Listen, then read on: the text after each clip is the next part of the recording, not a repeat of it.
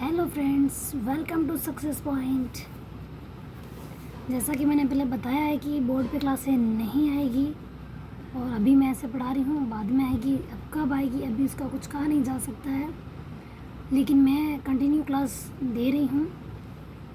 तो कल हमने पढ़ लिया था चट्टान के बारे में कि चट्टान का वर्गीकरण कहाँ तक है, कि आग्नेय, अवसादी और कायांतरित। तो आज हम पढ़ेंगे आग्नेय चट्टान के बारे में, और आज आग्नेय चट्टान हम कंप्लीट कर लेंगे। ओनली आग्नेय चट्टान एक एक करके पढ़ेंगे ताकि कोई भी प्रॉब्लम ना आए, क्योंकि चट्टान से क्वेश्चन आते हैं। ठीक है, तो शुरू करते हैं आज की क्लास। आग्नेय चट्टान। देखो, आग्नेय चट्टान लैटिन भाषा के इग्निस से लिया गया है। मतलब लैटिन भाषा है, ये याद रखना। ये क्वेश्चन आया हुआ भी है कि इग्निस से बना है, लेकिन कौन सी भाषा है? लैटिन भाषा। ठीक है, तो आग्नेय शब्द लैटिन भाषा के इग्निस से लिया गया और अर्थ इसका क्या होता है? आग। ठीक है, इग्निस आग, ये तो अपन इसमें नाम में मिलता जुलता लग रहा है, इग्निस आग। ठीक है, और देखो आग्नेय चट्टानों का निर्माण किससे होता है? इनका निर्माण होता है लावा के ठंडा होने से। जब लावा ठंडा होता है ना, तब आग्नेय चट्टानों का निर्माण होता है। फिर है, सभी चट्टानों का मूल पदार्थ गर्म, तरल, चिपचिपा, मैग्मा है। मतलब तीनों प्रकार के चट्टान, जैसे हमने कल पढ़ी थी, आग्नेय, अवसादी और कायांतरित। तो इन सब का निर्माण किससे? उसका मूल पदार्थ क्या है? मतलब ये बनती किससे? उन सब में देखो मूल पदार्थ, यानी ये चीज़ जो सब में होती है, गर्म, तरल, चिपचिपा, मैग्मा सब में होता है। मतलब सारी चीज़ें मैग्मा से बनी हुई है, सारी चट्टानें, लेकिन अलग अलग तरीके से बनी हुई है। ठीक है, लेकिन मेन पॉइंट यानी कि मूल पदार्थ क्या है चट्टानों का? तो वो मैग्मा है। ठीक है, अब देखो, भूपर्पट्टी यानी कि क्रस्ट का 90% भाग आग्नेय चट्टानों से निर्मित है। जैसे कि हमने कल क्या पढ़ा था कि 16 किलोमीटर की गहराई तक भूपर्पट्टी का 95% भाग चट्टानों का बना हुआ है। यानी हमने कल पढ़ा था कि जैसे कि ये भूपर्पट्टी है, तो इसके अंदर 16 किलोमीटर का भाग, ये जो भाग है ये भूपर्पट्टी से बना हुआ था। ठीक है, ये हमने पढ़ लिया था कि भूपर्पट्टी से बना हुआ था। वो 95% था। जो 16 किलोमीटर का हिस्सा था वो 95% वो बना हुआ था चट्टानों से। लेकिन आज हम पढ़ रहे हैं कि भूप्रपट्टी यानी कि क्रस्ट का 90% भाग आग्नेय चट्टान का। तो देखो 95 में से 90% तो ओनली किसका है? आग्नेय चट्टान का, और 5% दूसरी चट्टान है। वो कौन सी है वो हम आगे देख लेंगे। तो 90% है। ये क्वेश्चन देखो आ चुका है कि 90% भूप्रपट्टी का हिस्सा आग्नेय चट्टानों का है। ठीक है, नेक्स्ट है आग्नेय चट्टानों की विशेषताएं। तो देखो, इनका निर्माण होता है ज्वालामुखी से, जैसा कि ऊपर बता दिया है कि लावा के ठंडे होने से, मतलब ज्वालामुखी लावा से, यानी ज्वालामुखी से। ठीक है, तो इसमें रवे पाए जाते हैं। तो हाँ, इसमें रवे पाए जाते हैं। तो रवे भी दो प्रकार के होते हैं। देखो, रवे एक छोटे भी होते हैं और बड़े भी होते हैं। तो मैग्मा शीघ्र ठंडा होगा तो रवे छोटे होंगे, और देर से ठंडा होगा तो रवे बड़े होंगे। ठीक है, फिर इसमें धात्विक खनिज पाए जाते हैं। विशेषता देखो, खास तौर पे ध्यान रखा, ये इंपॉर्टेंट है विशेषता। यहाँ से क्वेश्चन आते हैं, जैसे कि देखो रवे पाए जाते हैं। ये क्वेश्चन जीवाश्म वाला, धात्विक वाला, ये क्वेश्चन आ चुके हैं। जैसे कि रवे वाला आ गया कि इसमें रवे पाए जाते हैं। हाँ, इसमें रवे पाए जाते हैं। धात्विक खनिज पाए जाते हैं। हाँ, इसमें धात्विक खनिज पाए जाते हैं। पूछा जाता है कि धात्विक खनिज कौन सी चट्टान में पाए जाते हैं? तो वो किस में पाए जा रहे हैं? आग्नेय चट्टान में। और देखो, ये नहीं वाले मैंने तीनों एक चीज़ रखी, यहाँ पे कन्फ्यूज़न होता है कि किस में क्या है, क्योंकि ये क्वेश्चन पूछा गया है जीवाश्म वाला। जीवाश्म जिसमें पाए जाते हैं वहाँ का क्वेश्चन पूछा गया, लेकिन इसमें क्या बोला है कि आग्नेय चट्टान में जीवाश्म नहीं पाए जाते। अब देखो, गर्म होगा तो वहाँ जीवाश्म कैसे पाए जाएंगे? उसमें जीव ही नहीं जाते ना, तो जीवाश्म कैसे पाए जाएंगे? और परतें पाई जाती है? तो नहीं, परतें भी नहीं पाई जाती। रंध्र पाए जाते हैं, यानी वो रोम छिद्र, जो छिद्र जैसी होती है ना चट्टानें, वो कि छिद्र यानी रंध्र नहीं होते, तो नहीं पाए जाते। तो देखो, जीवाश्म नहीं पाए जाते। अब जीवाश्म नहीं होगी, मतलब परतें नहीं है, तो जीव घुसेंगे कहाँ? एग्जाम्पल देखो, याद करने का तरीका है। जैसे मान लो कि चट्टान है, इसमें अगर परतें, तो कि ये परतें ही नहीं है, तो जीव घुसेंगे कहाँ? ऐसा होता है ना कि भाई पत्थरों के बीच में जीव घुस जाते हैं, तो जीव नहीं घुसेंगे, यानी कि जीवाश्म नहीं है। परतें नहीं है तो जीव नहीं है, और रंध्र नहीं है। जब ये दोनों ही चीज़ें नहीं है तो रंध्र भी नहीं है, यानी कि छेद कौन करेगा? जब जीव ही अंदर नहीं घुस रहे। परतें नहीं है तो जीव नहीं है, जीव नहीं है तो रंध्र नहीं है, यानी कि छेद नहीं होंगे। ठीक है, ये है। देखो, आगे है आग्नेय चट्टानें, इनका वर्गीकरण। तो देखो, एक तो सबसे इम्पोर्टेंट ऊपर वाली लाइन ही हो गई कि आग्नेय चट्टानों का भौतिक अपक्षय का प्रभाव पड़ता है। यानी आग्नेय चट्टानों पे किसका प्रभाव पड़ता है? भौतिक अपक्षय। ठीक है, भौतिक अपक्षय का प्रभाव पड़ता है। हो गया ये क्वेश्चन, ये इंपॉर्टेंट है, ध्यान रखना कि किसका प्रभाव पड़ता है, भौतिक अपक्षय का। ये क्वेश्चन आ चुका है, इसलिए पहले मैं मार्क करवा रही हूँ। देखो नेक्स्ट है कि आग्नेय चट्टानों का वर्गीकरण। तो देखो वर्गीकरण कैसे किया गया है, उत्पत्ति के आधार पर, रासायनिक संरचना के आधार पर और एक कणों की बनावट के आधार पर। ये देखो कणों की बनावट के आधार पर, रासायनिक संरचना के आधार पर और उत्पत्ति के आधार पर, ये पूरा उसका वर्गीकरण है चट्टानों का। ठीक है, अब देखो इनके एग्जाम्पल मैंने सारे लिख दिए हैं। यहाँ से क्वेश्चन 100% आता है और कई बार आ चुका है। मैंने वो सारे एग्जाम्पल लिख लिए हैं जहाँ जहाँ से अब तक क्वेश्चन बने हैं और जहाँ से बनने के चांस है। ठीक है, तो देखो उत्पत्ति के आधार पर, उत्पत्ति के आधार पर कैसे, देखो इसको दो भागों में बांटा है उत्पत्ति के आधार पर, एक आंतरिक और एक बाह्य। और बाह्य में याद रखना है कि देखो आग्नेय चट्टानों में बाह्य प्रकार की कौन सी चट्टान है, तो वो ग्रेबो और बेसाल्ट। यहाँ से क्वेश्चन आ चुका है, इसलिए मैंने इसको अलग से मार्क करके लिखा है कि ये बाह्य उत्पत्ति के आधार पर बाह्य चट्टानें हैं। कौन सी, आग्नेय, बाह्य आग्नेय चट्टानें हैं। ठीक है, कौन सी, ग्रेबो और बेसाल्ट। तो देखो पहले हम उत्पत्ति के आधार पर देख लेते हैं। तो देखो उत्पत्ति के आधार पर आंतरिक और बाह्य दो होती है। पहले हम आंतरिक देख लेते हैं। देखो आंतरिक को पातालीय या प्लूटोनिक और अधिपातालीय या उपपातालीय दो भागों में बांटा है। किसको, उत्पत्ति के आधार पर दो भागों में है, आंतरिक और बाह्य। और आंतरिक को दो भागों में बांटा है, पातालीय और अधिपातालीय, प्लूटोनिक या उपपातालीय। ठीक है, तो देखो ये कौन कौन से हैं। तो देखो प्लूटोनिक कौन सी, मतलब प्लूटोनिक में कौन सी चट्टान आती है, वो ग्रेनाइट आती है। ये क्वेश्चन आ चुका है। इसको प्लूटोनिक ज़्यादातर है ना, प्लूटोनिक नाम से आता है, लेकिन पातालीय से भी आ जाए। तो मैंने दोनों चीज़ें लिखी है, किसी से भी कभी भी कोई क्वेश्चन बन सकता है। तो ये ग्रेनाइट का है, क्योंकि एक बार ग्रेनाइट का क्वेश्चन आ चुका है, वो पातालीय या प्लूटोनिक नाम देखकर। ठीक है, तो देखो अब है अधिपातालीय या उपपातालीय। तो इसमें क्या है, देखो इसमें देखो ये चीज़ हम इनके बारे में एग्जैक्ट खुलकर बाद में पढ़ेंगे कि इनमें और हमको क्या पढ़ना चाहिए। मैंने एक बार ये बता दिया है कि ये अधिपातालीय या उपपातालीय में होते हैं, जैसे कि batholith, laccolith, lopolith, phacolith, sill या क्षैतिज, सिट, डाइक, अवरोधी कटक, स्टॉक बॉस। ठीक है, तो देखो बैथोलिथ यानी बड़ा गुंबद, लेकोलिथ यानी इसका छोटा गुंबद, लेपोलिथ यानी जो प्लेट के जैसा बना हुआ होता है, और फैकोलिथ जैसे हम कोई चीज़ फेंकते हैं तो वो लहरनुमा बनती है, तो वो लहरनुमा। इसमें देखो इसमें एक चीज़ याद रखना है, इसमें अपनीतियाँ और अभिनतियाँ बनती है, और जब उनमें दबाव पड़ता है तो उनमें दरारें भी पड़ जाती है। वो किसमें, फैकोलिथ में। अगर ये पूछा जाए कि अभिनतियाँ और अपनीतियाँ किस में बनती है, तो वो फैकोलिथ यानी जो लहरनुमा बनती है जिससे, उसी में बनती है। फिर है सील, सील बनते हैं क्षैतिज, मतलब यहाँ भूमि यूँ होती है ना लेटी हुई जैसी, तो वो सील तो बनते हैं क्षैतिज।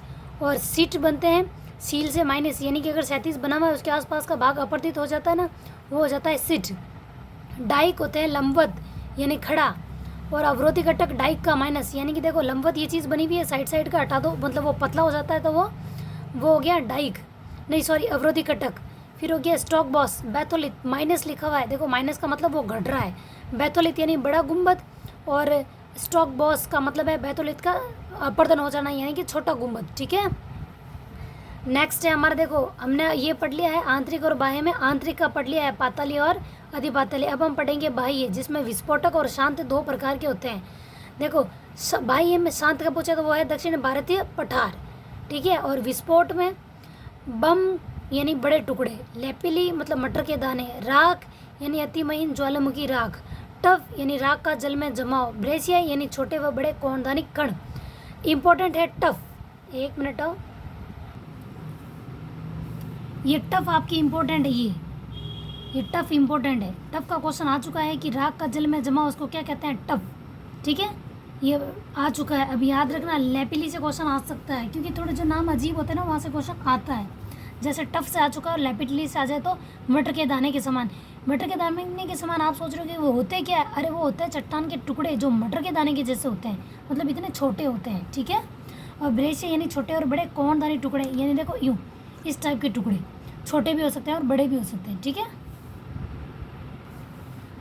अब है रासायनिक संरचना के आधार पर, रासायनिक संरचना के आधार पर चार भागों में बांटा गया है। देखो कौन सी, अम्लीय, क्षारीय, मध्यवर्ती या अल्ट्राबेसिक। अब देखो इसका दूसरा नाम भी मैंने साथ में लिखा है, क्योंकि जरूरी नहीं है अम्लीय नाम से क्वेश्चन आ जाए। अगर एसिडिक लिखा हुआ गया तो, क्षारीय की जगह पैटिक लिखा हुआ गया तो, कि आग्नेय पैटिक। ठीक है, तो ये एसिडिक, पैटिक ये मध्यवर्ती ठीक है, ये अल्ट्रापैथिक, ये नाम याद रखने हैं क्योंकि देखो डबल नाम है और ज़रूरी नहीं अल्ट्रा बेसिक से नाम आए। क्वेश्चन अल्ट्रापैथिक का आ चुका है, ठीक है, ये अल्ट्रापैथिक है और ये क्षारीयपैथिक। तो देखो इन सब में सिलिका की मात्रा देखते हैं हम। जो अम्लीय या एसिड है उनमें सिलिका की मात्रा 65 से 85% होती है और इसमें क्षारीय या पैटिक में इसमें होती है 45 से 60%। मध्यवर्ती या सिलिका की मात्रा अम्लीय और क्षारीय दोनों के बीच, यानी कि ना तो 65-85 और ना 45-60, इन दोनों के बीच की जो होती है वो होती है मध्यवर्ती में क्षारीय, इसकी मात्रा सिलिका की दोनों के बीच की, ठीक है। फिर है अल्ट्रा बेसिक या अल्ट्रापैटिक, इसमें सिलिका की मात्रा सबसे कम होती है, यानी 45% से भी कम होती है। अब देखो एग्जाम्पल मैंने वो सारे लिखे हैं जहाँ से क्वेश्चन आ चुके हैं और आ सकते हैं। अब देखो जो अम्लीय एसिड है तो उनका रंग कैसा होता है, लोहा, फेरस व मैग्नीशियम, मतलब रंग पीला होता है। किस कारण होता है, लोहे के कारण, फेरस के कारण और मैग्नीशियम के कारण। इनकी मात्रा क्या होती है, कम होती है। ये माइनस का मतलब कम होता है, नहीं सॉरी, देखो रंग कैसा होता है, पीला, और लोहा, फेरस व मैग्नीशियम की मात्रा होती है कम। देखो रंग पूछे तो सिर्फ पीला, और लोहा, फेरस और मैग्नीशियम की मात्रा हो जाती है कम। ग्रेनाइट, रायोलाइट और ऑक्सीडियम इसके एग्जाम्पल है, किसके, अम्लीय एसिड के। कौन से हैं, ग्रेनाइट, रायोलाइट और ऑक्सीडियम, ठीक है। आगे है क्षारीय या पैटिक, वो क्या, देखो 45 से 60 बता दिया। फेरो मैग्नीशियम की मात्रा प्लस का मतलब हमेशा अधिक है। देखो शॉर्ट फॉर्म में अपन जितने नोट्स बनाएंगे उतना ज़्यादा अच्छा है, ताकि उसको रीड करने में आसानी हो जाती। अगर मैं यहाँ लिखती मात्रा अधिक होती है तो सेंटेंस बड़ा हो जाता, इतने से इस चार्ट में पूरी चीज़ें नहीं आ पाती और रिवीजन करने में मतलब मुश्किल हो जाता। हमारे नोट्स कुछ ज़्यादा बड़े बन जाते हैं, हमको छोटे बनाने की कोशिश करनी है। तो मैंने लिखा फेरो मैग्नीशियम की मात्रा प्लस यानी अधिक होती है, इसलिए इसे मैफिक आग्नेय कहते हैं। ये क्वेश्चन आ चुका है कि मैफिक आग्नेय किसे कहते हैं, ये इंपॉर्टेंट है कि मैफिक आग्नेय किसे कहते हैं, क्षारीय पट्टी को कहते हैं। किस कारण कहते हैं, क्योंकि उसमें फेरो मैग्नीशियम की मात्रा अधिक होती है, ठीक है। एग्जाम्पल में बेसाल्ट, ग्रेबो और डोलेराइट, ठीक है। देखो ये याद रखना, ग्रेनाइट, रायोलाइट, ये डोलेराइट, ये देखो किसी में डोले है किसी में रायोलाइट है, ये नाम ढंग से देख लेना, ठीक है। फिर मध्यवर्ती में देखो सिलिका की मात्रा बता दी, दोनों के बीच की होती है, मतलब इन दोनों के बीच की मात्रा होती है इसमें। और इसमें एग्जाम्पल क्या है, देखो ये तो था डोलेराइट, ये है डायोराइट और एंडेसाइट, मध्यवर्ती एंडेसाइट, ठीक है। और अल्ट्रा बेसिक या अल्ट्रापैटिक में सिलिका की मात्रा 45 से कम बताती है। एग्जाम्पल में है पेरिडोटाइट और डूनाइट। डूनाइट से क्वेश्चन आ चुका है, अभी भी मैं बता रही हूँ डूनाइट से क्वेश्चन आ सकता है फिर से, क्योंकि अल्ट्रापैटिक का क्वेश्चन आता है ज़्यादातर अल्ट्रापैटिक और अम्लीय, मतलब देखो एग्जाम्पल किस किस के आ चुके हैं और आने की संभावना है, अम्लीय, क्षारीय और अल्ट्रापैटिक की। और मध्यवर्ती में सिर्फ यही पूछा जाता है कि सिलिका की मात्रा किन दोनों के बीच की है। तो ये बस इसमें सिर्फ इतना सा इंपॉर्टेंट है, इसके एग्जाम्पल ठीक है पढ़ के तो जाने हैं, लेकिन इम्पोर्टेंट ये चीज़ है। अब हम देखते हैं कि कणों के आधार पर, अब है कणों की बनावट के आधार पर, ठीक है। ये देखो इम्पोर्टेंट है, इसके एग्जाम्पल इम्पोर्टेंट है। नाम देखो वो सब सेम ही होते हैं, लेकिन ये कणों के बारे में बात कर रहे हैं और मैं इम्पोर्टेंट यूँ कह रही हूँ क्योंकि इसमें बहुत सारे एग्जाम्पल दिए हुए हैं, ठीक है। देखो कणों की बनावट के आधार पर बहुत बड़े कण यानी पैग्मेटिक, डायोराइट, ग्रेनाइट, साइनाइट, और बड़े कण देखो एक तो बहुत बड़े होते हैं पहाड़ जैसे, और एक होते हैं बड़े कण मतलब उनसे थोड़े छोटे, ग्रेनाइट और डायोराइट। आप सोच रहे हो कि ग्रेनाइट और ये दोनों में आ गए, तो देखो एक तो हम ग्रेनाइट खान से खोद के लेके आते हैं और एक घर में लगाने के लिए लाते हैं, तो घर में क्या जैसा खोद के लाते हैं वैसे ही डाल देते हैं, उसकी बनावट चेंज करते हैं ना। तो देखो बड़ा मतलब दोनों में नाम आने का रीज़न है, एक तो एज इट इज़ वहाँ से निकला है खान से, और एक है उसमें बदलाव कर दिया हमने, यानी कि बड़े कण ग्रेनाइट, इसलिए दोनों में आया है, ठीक है।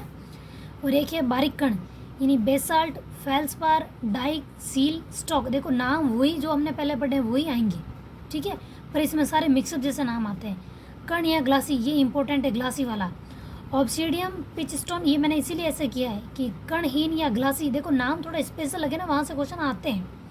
तो कणहीन या ग्लासी किसको कहते हैं, ऑब्सीडियन, पिचस्टोन, प्यूमिस और परलाइट, ये थोड़ा ढंग से देख के जाना, ठीक है। ऑब्सीडियम, पिचस्टोन, प्यूमिस, परलाइट, ये किसमें, कणहीन या ग्लासी में।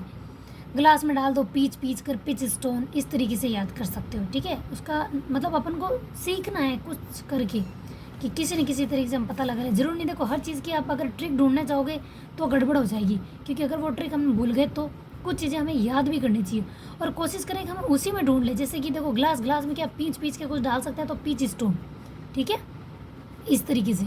अब टुकड़ों वाली चट्टानें कैसे, जैसे कि बम, लेपिली, ब्रेसिया, टफ, ज्वालामुखी, राख। और मिश्रित कण में बड़े और महीन, यानी सब मिक्सअप है। जैसे हम मिक्सर नमकीन नहीं लाते, वो सब छोटे बड़े, वो मिक्सर, ठीक है। अब है आग्नेय चट्टान के द्वारा निर्मित स्थल रूप, मतलब आग्नेय चट्टानें हैं तो उनसे क्या क्या चीज़ बनी। जैसे कि मेसा क्या है, देखो ग्रांड मेसा पठार कोलोराडो यूएसए में है। तो कोलोराडो कहाँ है, यूएसए में, वो क्या है, ग्रांड मेसा पठार है। और बूटी मेसा का छोटा, मतलब ये बहुत बड़ा होता है तो उससे थोड़ा सा छोटा, माइनस का मतलब छोटा। ये कहाँ है, शिप्रॉक यूएसए, मतलब कहाँ बना हुआ है, यूएसए में इसका वो शिप्रॉक। फिर है एक्सफोलिएशन, निर्माण अपर्दन प्याज अपक्षय से। इसका मतलब देखो एक्सफोलिएशन का क्या मतलब होता है कि इसका निर्माण किससे होता है, अपदलन से। अपदलन मतलब प्याज की अपक्षय से। जैसे ये प्याज है तो इसकी परतें नहीं होती है, उनका अपक्षय मतलब हम निकालते हैं, तोड़ देते हैं, तो वो अपक्षय कहलाता है उसको, ठीक है। और ये भी आगे आप पढ़ोगे, अपक्षय का मतलब आपस में रगड़ना, टूटना, वो चीज़ भी है, ठीक है। और एक ये हॉक बैग या ट्यार, देखो नाम ये आ सकते हैं, फिर कहेंगे ये कौन से चट्टान से बने हुए हैं, तो वो आ जाएगा आग्नेय चट्टान। हॉक बैग या टार और क्वेस्टा का क्वेश्चन आ चुका है, ठीक है।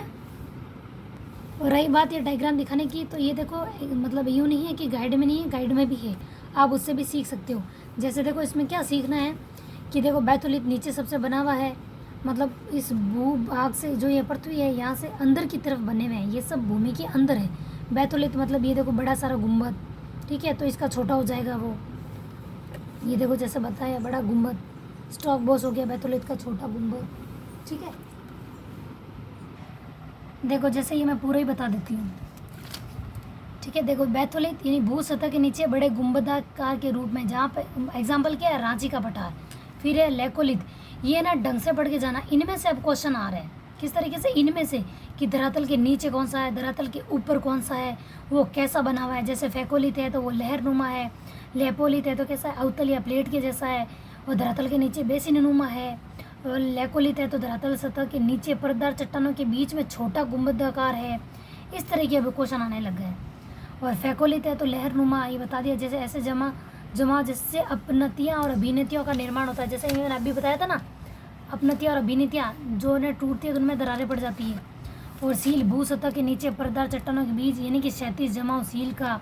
डाइक भू सतह के नीचे लंबवत जमाव। अवरोधी कटक यानी डाइक की इर्द का भाग अपरदित हो जाता है, जैसे मैंने अभी बताया था।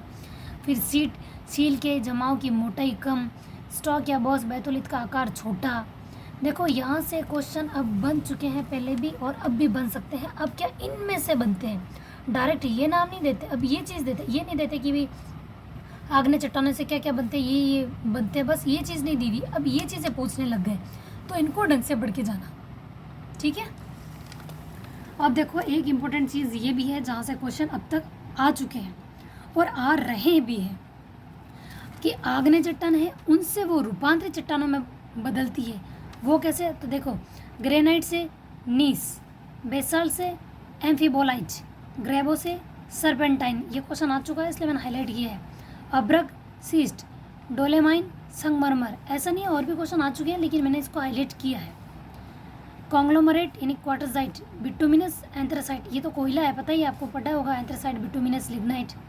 स्लेट, सिस्ट भी आ सकता है। देखो ये मैंने यूँ लिखा है कि स्लेट से सिस्ट आता है तो सिस्ट करना है, और सिस्ट नहीं आए तो फाइलाइट करना है, कुछ भी आ सकता है।